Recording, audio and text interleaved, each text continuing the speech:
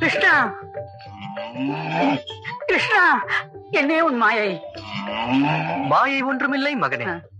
இத்தனை காலமும் ஒரு சாபத்தினால் பசுவாக இருந்தேன். இன்று உன் கைப்பட்டதும் சாப விமோசனம் பெற்று மனிதனாக மாறிவிட்டேன். Krishna, don't worry my son. கடைசியாக ஒரு முறை கத்தி பார்த்தேன். ஆமா, ஏதோ சாபம்னு சொன்னியே, அதான் எனக்கு புரியல. போன ஜென்மத்துல ஒரு முனிவர் வீட்டுல சர்வெண்டா வேலை செஞ்சுட்டு இருந்தேன். சர்வெண்டா? இடையில கட் பண்ணாத மறந்து போயிடும், வேலைக்காரன். ஓஹோ, ஆமா, வேலைக்காரனா? என்ன வேலை? இந்த கமண்டலத்தெல்லாம் வாஷ் பண்ணி வைக்கிறது, தொடச்சு வைக்கிறது, ஓஹோ, புலித்தோல்லாம் ட்ரை வாஷ் பண்றது, சலவா பண்றது. ஓஹோ, இப்படி நான் வேலை செஞ்சுட்டு இருந்தப்போ ஒரு நாள் அந்த முனிவரோட சம்சாரம் முருங்கா சாம்பார் வச்சாங்க. பலே, முனிவருடைய சம்சாரமும் முருங்கா சாம்பார் வச்சாங்களா? ஆனா அது கெட்டு போச்சு. நினைச்சேன் கெட்டுதான் போயிருக்கும். கெட்டு போன சாம்பார நான் புல்லுல ஊத்திட்டேன். அத முனிவர் பாத்துட்டாரு. ஏன்டா அது மாதிரி பண்ணன்னு கேட்டாரு. அதுக்கு நானுமா சொன்னேன், கெட்டு போன சாம்பார நம்ம சாப்பிட்டா வைத்த கலக்குமேன்னு சொன்னேன். நியாயம் தானே? அதுக்கு அவர் என்ன சொன்னார் தெரியுமோ? புல்லுல ஊத்திட்டியே, அந்த புல்ல மாடு மேயுமே, அந்த மாட்டுக்கு வைத்த கலக்காதான்னு கேட்டாரு. அடடா அடடா, என்ன புத்திசாலித்தனமா சொல்லிருக்காரு முனிவர்ல. நான் மாடுதானே, வைத்த கலக்கனா என்னன்னு கேட்டேன். அதுக்கு ஒரு பயங்கரமா கோவம் வந்துருச்சு. நீ வாழ்நாள் பூரா அந்த புல்லையே சாப்பிடும் பசு மாடா மாற கடவாய் அப்படின்னு சாப விட்டார். நான் மாடா மாறிட்டேன். ஆமா, இதுக்கு விமோசனமே சொல்லியா? சொன்னாரு, அதுக்குள்ள அவசரப்படல. எங்க சொல்லாம பயந்து போயிட்டேன். அவர் என்ன சொன்னார்னா, நீ நேரா கோத்தகிரிக்கு போ, அங்க சிங்காரவேலு நாயுடுன்னு ஒரு பேக் இருப்பார். சரியாதான் சொல்லிருக்காரு. அவர்கிட்ட நீ போய் ஒரு 1 இயர் சர்வெண்டா வேலை செய். என்கிட்ட அந்த 1 இயர்க்கு அப்புறம் கிருஷ்ண ஜெயந்தி வரும். அன்னைக்கு அந்த பெக்கோட கை மேலே படும், நீ மனுஷனா மாறிடுவாய் அப்படின்னு சொன்னார். அதே மாதிரி உங்க கைய மேல பட்டுது, நான் மனுஷனா மாறிட்டேன். இது கொஞ்சம் அவுத்து விடுறீங்களா? கிழியா மேலே? உங்க இஷ்டம். அப்ப மேலே சௌரியமா இருக்கு. வா கிருஷ்ணா, வா. இந்த வீட்டுல உன் பாதம் படுறதுக்கு நான் ரொம்ப கொடுத்து வச்சிருக்கணும். இதான் இந்த இடையனுடைய குடிசை. பக்தா கிருஷ்ணா, இது என் கண்ணுக்கு குடிசையா தெரியல, கோகுலமா தெரியுது. உன் கருணையே கருணை.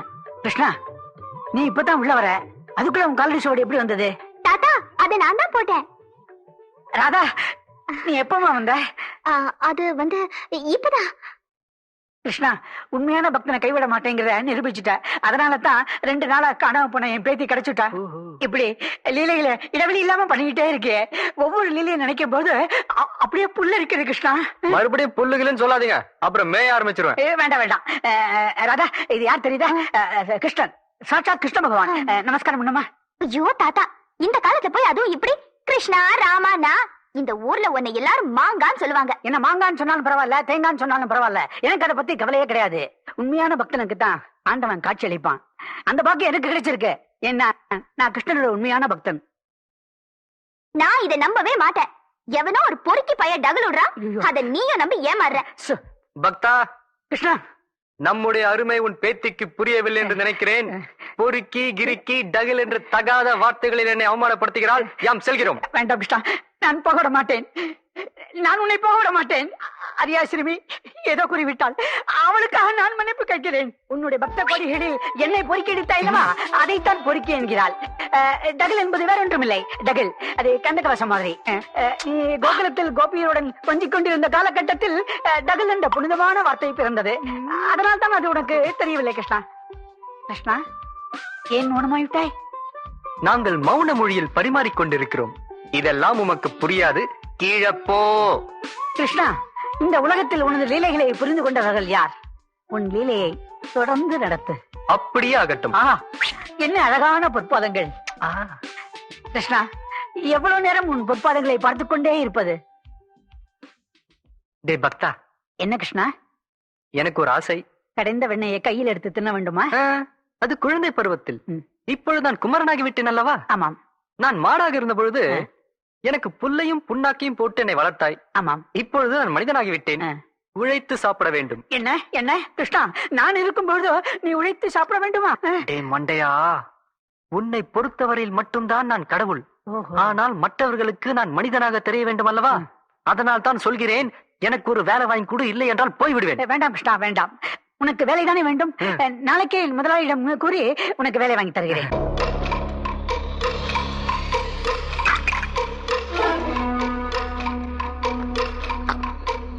மாப்பிள்ள எல்லாரும் நல்லா இருக்கணும். என்ன நான் சொல்றது? போடுங்க. அம்மா தே தே தே உம்மா தே.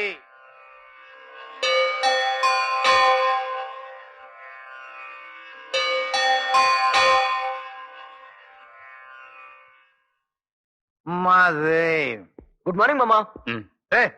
அவருக்கு ஏதரா குட் மார்னிங் பேட் மார்னிங் சொல்லி வாட்டர் மார்னிங் தான். மச்சான் கொஞ்சமா இருக்கீங்களா? என்ன விஷயம்? இந்த வார லாபம் 7 லட்சம் ரூபா மாமா. அந்த பணத்தை உங்க அப்பாட்ட கொடு.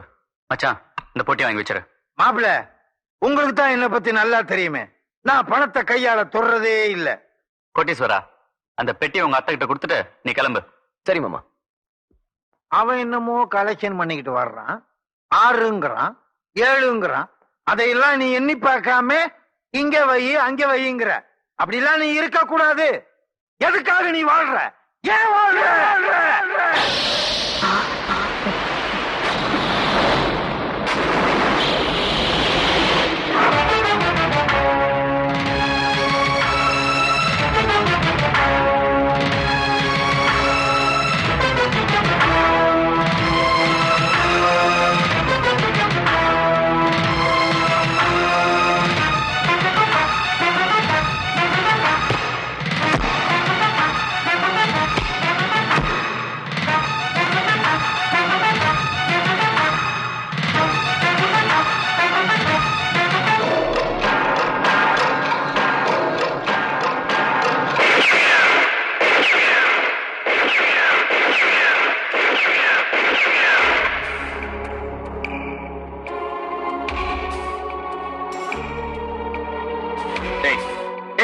தங்கத்தர, நான் சுட்டது உன் போட்டோ இல்லடா.